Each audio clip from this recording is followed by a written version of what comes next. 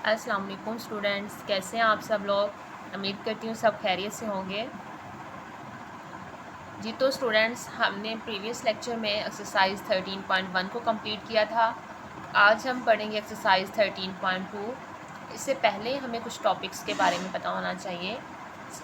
Last time जो था वो प्रोबेबिलिटी पर था, सिंपल प्रोबेबिलिटी पर था, जिसमें हमने जो है कॉइन को टास्क किया था। टास्क करके हमने कहा था कि हम चेक करते हैं कि इसके हेड आने के चांस कितने हैं या टेल आने के चांस कितने हैं।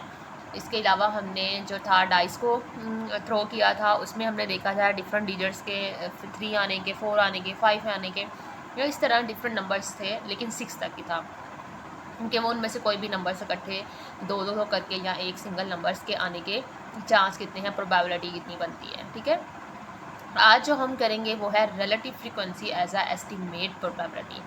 ये क्या होती है students? Relative frequency of as a estimate जो प्रोबेबिलिटी होती है, इसमें हम क्या करते हैं, हम टोटल फ्रीक्वेंसी का सम कर लेते हैं। ठीक है, जितनी भी क्वेश्चन के अंदर फ्रीक्वेंसी होती है उसका क्या कर देते हैं, सम। जैसे कि ये एग्जांपल दी हुई है, ये एक्स है और ये इसकी फ्रीक्वेंसी है। हम क्या करेंगे, ये टोटल फ्रीक्वेंसी को क्या कर देंगे, इसका सम निकाल लेंगे और इसके सम को हम एन से रिप्रेजेंट करेंगे। समेशन एफ भी राइट कर सकते हैं, हम इसको कैपिटल एन भी राइट कर सकते हैं। ठीक हो गया।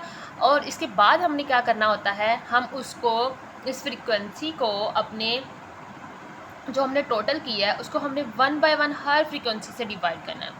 जो फ्रीक्वेंसी हमने टोटल किया है उसको हमने 1 बाय 1 हर फ्रीक्वेंसी से क्या करवा देना है, डिवाइड करवा देना है। तो फिर हमारे पास रिलेटिव फ्रीक्वेंसी आ जाती है। ओके, देखें, डिफाइन देख लेते हैं, फॉर्मूला देख लेते हैं। Relative frequency tell us how often a specific event occur. ये हमें ये बताती है कि स्पेसिफिक इवेंट जो है वो कैसे अकर हो सकता है relative to the total number of frequency.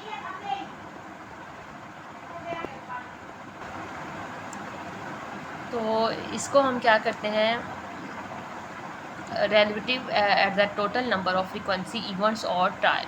ठीक है, कि ये टोटल नंबर ऑफ फ्रीक्वेंसी इन से इसको डिवाइड करना है हमने किसी भी इवेंट्स की या फिर ट्रायल्स की। It is calculate by using the following method. Frequency of a specific event divided by total frequency, x over n से फॉर्मूले को रिप्रेजेंट करते हैं। जैसे इसके एग्जांपल में देख लें, बेशक आप लोग, ये एक्स से आपको दिया हुआ फ्रीक्वेंसी दी हुई है, इस फ्रीक्वेंसी का टोटल किया है, तो आपको हर एक एक फ्रीक्वेंसी को उस टोटल से हमने क्या करवा देना है, डिवाइड करवा देना है। तो जो आंसर आएगा वो हमारे पास क्या होगा, हमारी रिलेटिव फ्रीक्वेंसी कहलाएगी। ठीक है स्टूडेंट्स, नेक्स्ट इसमें ये 2 बॉक्स हैं एज एमसीक्यूज, आपको पता होना चाहिए। The sum of the relative frequency is always equal to और अप्रॉक्सीमेटली इक्वल टू 1। के सम जो है रिलेटिव फ्रीक्वेंसी का वो हमेशा जो है वो क्या होगा, 1 होगा या फिर अप्रॉक्सीमेटली 1 होगा। ये आपका एमसीक्यूज है, ये आपको याद होना चाहिए। इसके बाद एक और बॉक्स है, relative frequency is an estimate probability. Relative frequency जो होती है वो असल में एस्टिमेटेड प्रोबेबिलिटी होती है ऑफ एन इवेंट, किसी भी इवेंट की, occurring when an experiment is repeated a fix number of time. जब हम एक्सपेरिमेंट्स को बार बार रिपीट करते हैं, लेकिन हमारे पास फिक्स होता है कि कितने टाइम हमने रिपीट करना है, तब हमारे पास एस्टिमेट प्रोबेबिलिटी आती है, जिसको हम रिलेटिव प्रोबेबिलिटी बोलते हैं। ओके स्टूडेंट, अब हमारे पास है एक्सपेक्टेड फ्रीक्वेंसी। ये एक और डिफाइन है जो आपको पता होनी चाहिए, आपको इसके क्वेश्चन करने हैं। तो इसमें कहते हैं एक्सपेक्टेड जो फ्रीक्वेंसी होती है ना, वो ये होती है कि जैसे अगर हमने किसी इवेंट को बार बार रिपीट करना है, जैसा कि अगर एक हम डाइस है तो उसको हम लोग 200 टाइम जो है वो थ्रो कर रहे हैं, और हम देख रहे हैं कि उसमें से ना जो है 6 आने की प्रोबेबिलिटी कितनी है। तो हम पहले क्या करेंगे, हम 1 टाइम थ्रो की प्रोबेबिलिटी निकाल लेंगे।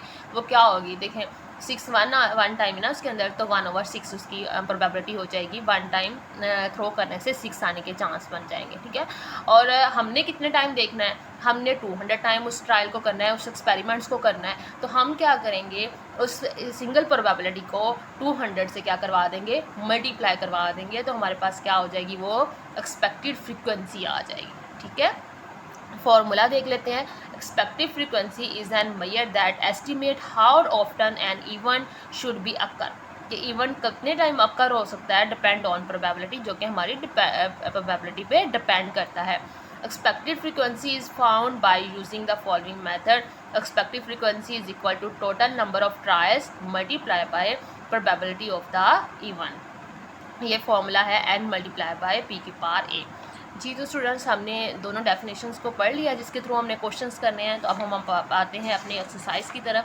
एक्सरसाइज का जो फर्स्ट क्वेश्चन है वो हमारे पास क्या बोलते हैं, यहाँ पर देख लेते हैं, वो थोड़ा क्लियर नहीं आ रही वीडियो में।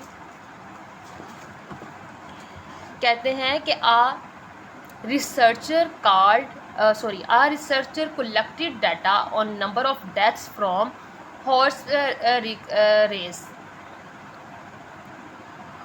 rigs in Russian army crop over 2 years। ठीक है, रशियन आर्मी के अंदर जो हॉर्स रिक्स हैं उनके डेथ्स का जो है वो डाटा कलेक्ट करता है वो पर ईयर के लिहाज से ना। ठीक है, आपने क्या करना है, आपने फाइंड रिलेटिव फ्रीक्वेंसी, इसकी रिलेटिव फ्रीक्वेंसी बतानी है। तो आपको टेबल एक गिवन है, उस टेबल को हम थोड़ा सा चेंज कर लेते हैं अपने लिहाज से। तो बेटा ये मैंने इसको जो है कॉलम वाइज राइट कर दिया। ये मेरे पास एक्स है, उसको कॉलम में राइट किया, फ्रीक्वेंसी को कॉलम में राइट किया। तो बेटा देखो मैंने सबका सम किया है तो मेरे पास आ रहा है 294। ठीक है, टोटल फ्रीक्वेंसी मेरे पास कितनी बन रही है, 294 बन रही है। अब मैं हर नंबर से ना उस टोटल फ्रीक्वेंसी को डिवाइड करती जा रही हूँ। देखिए 60/294 इसकी मैंने कटिंग की 2 के टेबल पे तो मेरे पास 30/147 आया। अगेन मैंने इसकी कटिंग की तो मेरे पास ये आ गया 0.2। ठीक है, 20। अब आपने एक काम करना है, अब देखिए ना हम बार बार कटिंग करके 2 दफ़ा 3 दफ़ा कटिंग करके फिर हमने उसको पॉइंट में तो लाना इससे मुश्किल है। आपने क्या करना है, आपने कैलकुलेटर पे रखना है और डायरेक्ट आंसर निकाल देना। ठीक है, देखिए यहाँ पे 50 है, 50 को मैंने 294 से डिवाइड किया तो कैलकुलेटर में मुझे आंसर मिला 0.17। 87 है, 87 को 294 से डिवाइड किया तो मेरे पास आंसर आया 0.30। इसी तरह 40 को 294 से डिवाइड किया तो मेरे पास आंसर आया 0.14। 32 को 294 से डिवाइड करवाया तो मेरे पास आंसर आया 0.11। नेक्स्ट हमारे पास 15 है, 15 को डिवाइड किया 294 से तो हमारे पास आंसर आया 0.05। 10 को डिवाइड करवाया 294 से तो फिर आंसर आएगा 0.03। बस इतना सा काम है, बिल्कुल सिंपल सा क्वेश्चन है, कोई इसमें इतनी मुश्किल गेम नहीं है। हमें फ्रीक्वेंसी का सम करना है, ये तो बच्चों की तरह का क्वेश्चन है कि हमें फ्रीक्वेंसी को सम करना है और फिर 1 बाय 1 हर फ्रीक्वेंसी को डिवाइड करवा देना है तो हमारे पास क्या आ जाएगी, उसकी रिलेटिव फ्रीक्वेंसी आ जाएगी। इसी तरह इसका है क्वेश्चन नंबर 2। क्वेश्चन नंबर 2 में क्या कहते हैं, the frequency of defected products in 750 samples are given in the following table. के 750 सैम्पल्स की फ्रीक्वेंसी गिवन है टेबल के अंदर। Find the relative frequency of the table. Table की रिलेटिव फ्रीक्वेंसी आपने बतानी है, बिल्कुल सेम कॉपी है पिछले क्वेश्चन की तरह। देखिए मैंने इसको टेबल बनाया हुआ है, एक्स की वैल्यू राइट की है, फ्रीक्वेंसी की वैल्यू राइट की है और मैंने सम निकाला है फ्रीक्वेंसी का, और फ्रीक्वेंसी का सम 750 आता है। ठीक है, फ्रीक्वेंसी का सम हमारे पास 750 आता है। अब मैंने क्या करना है, हर वैल्यू को जैसे 120 डिवाइडेड बाय 750, ये मैंने इसको ना कटिंग किया हुआ है। ठीक है, ये मैंने इसको क्या किया है, कटिंग करके इसको लिखा हुआ है। तो ये हमारे पास कटिंग हो रही है, 0 देखो 0 से कट हो जाएगा, 3 4s are 12 और 3 1s are 3 और सॉरी 3 2s are 6 और 3 5s are 15, तो 4/25 आ गया। ठीक है, आपकी मर्ज़ी है, बेशक आप कैलकुलेटर पर रख के इसको जो है वो करते हैं पॉइंट्स में ले आएँ। और दूसरी बात यह है कि कुछ बच्चों के पास जो है अच्छे वाले जो कैलकुलेटर होता है उसके अंदर फ्रैक्शन वैल्यू की कटिंग के बाद फ्रैक्शन का ही आंसर आता है, तो आप वो भी राइट कर सकते हैं। अब जिनके पास वो कैलकुलेटर नहीं है तो जाहिर सी बात है वो या तो हाथ से कटिंग कर लें या फिर डायरेक्ट पॉइंट वैल्यू में आंसर लिख लें, दोनों आप लोगों के आंसर जो हैं वो ठीक हो जाएंगे। अब देखें 140 को डिवाइड किया 750 से, 0 से कट हो गया तो 14/75। इसी तरह 94 को डिवाइड किया 750 से तो ये हमारे पास आया 47/375। 85 को डिवाइड किया 750 से तो इसका आंसर 17/150 बनता है। इसी तरह 105 को डिवाइड किया है 750 से तो इसका आंसर 21/150 बनता है। 50 को डिवाइड किया 750 से तो इसका आंसर 1/15 आ रहा है। 40 को डिवाइड किया 750 से तो हमारे पास आंसर 4/75 आ रहा है। 66 को डिवाइड किया 750 से तो आंसर 11/125 बनता है। इसी तरह 50 को डिवाइड करेंगे 750 से तो हमारे पास आंसर आएगा 15। ओके स्टूडेंट्स, सेकंड क्वेश्चन तक हमारा क्वेश्चन कंप्लीट हो गया है। आज तक के लिए इतना ही। इंशाल्लाह नेक्स्ट क्वेश्चन हम नेक्स्ट लेक्चर में करेंगे। अल्लाह हाफिज़।